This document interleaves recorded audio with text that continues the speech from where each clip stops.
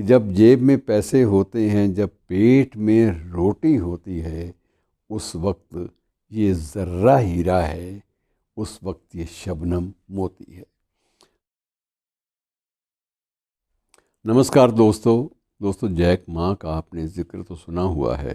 दुनिया में ज़्यादा प्रचलित रही, बहुत ज़्यादा किसी समय शिखर पर रही कंपनी अली बाबा, उसके फाउंडर, उसके संस्थापक जैक मा, और उन्हें जो अरबपतियों की कतार में शामिल किया जाता रहा है और उनको लेकर, उनकी उपलब्धियों को लेकर कई बार बहुत सारी विवादास्पद किस्म की बहस भी होती रही है।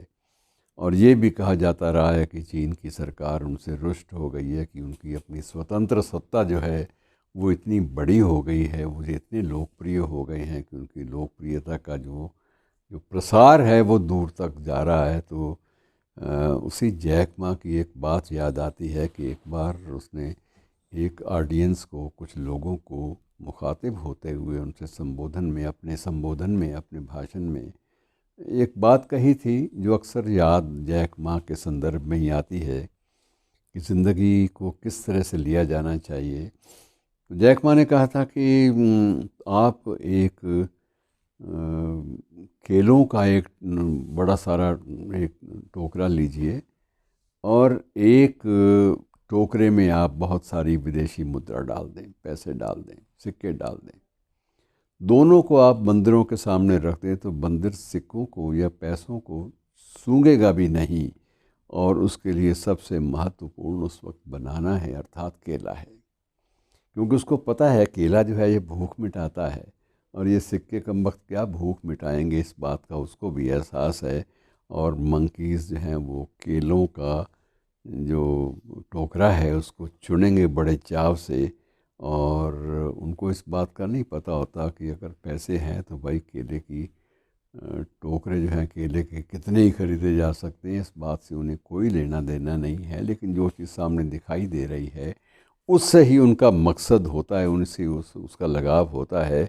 और दूसरी बात ये है कि यदि आप पैसे को और स्वास्थ्य को दोनों को व्यक्ति के सामने रखते हैं तो व्यक्ति फिर भी स्वास्थ्य को नहीं चुनेगा, पैसे को चुन लेगा। उसके लिए धन जो है वो सोचेगा कि जब पैसे चार जेब में होंगे तो उस वक्त उसको सारी चीज़ें, सुविधाएं भी मिल जाएंगी, स्वास्थ्य भी बढ़िया रह जाएगा, वो स्पा भी जाया करेगा और उसके बाद जिम भी जाएगा। ये सारी चीज़ें पैसे से बंधी होती हैं। जब पैसा है जेब में, वही जो पुराना एक शेर है कि जब जेब में पैसे होते हैं, कि जब जेब में पैसे होते हैं, जब पेट में रोटी होती है, उस वक्त ये ज़र्रा हीरा है, उस वक्त ये शबनम मोती है। तो इस प्रकार से जो चीज़ों का महत्व है वो समय के अनुसार ही पाया जाता है, और जिसके लिए जो चीज़ अधिक मात्रा में निकट ही उपलब्ध है वो उसको पसंद करता है। उसके लिए तर्क नहीं काम करते कि अगर स्वास्थ्य गया तो कुछ गया और धन गया तो कुछ नहीं गया। तो ये सारी बातें जो कहावतें हैं, कहावतों से किसी को लेना देना नहीं है। ये नैतिकता की बातें हैं, नैतिक दलीलें हैं।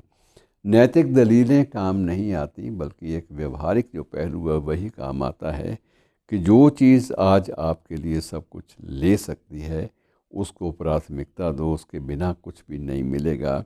निष्कर्ष जैक मा यही देता है कि यदि आपको खुशियों पर निवेश करने के लिए और अपने स्वास्थ्य पर निवेश करने के लिए अगर आपको अवसर मिलता है तो आप वीकेंड में जो सप्ताहांत का समय है, सप्ताहांत का, सप्ताह के अंतिम दिनों का अंतिम 1 या 2 दिन जो आपको मिलते हैं, कम से कम उन्हें तो इसी सिलसिले में खर्च कीजिए ताकि आपको इतनी शक्ति, इतनी स्फूर्ति, इतनी सामर्थ्य मिल सके कि आप कुछ ना कुछ उपलब्धियां अपने खानों में, अपने कुछ ना कुछ उपलब्धियां आप अपने खातों में दर्ज कर सकें।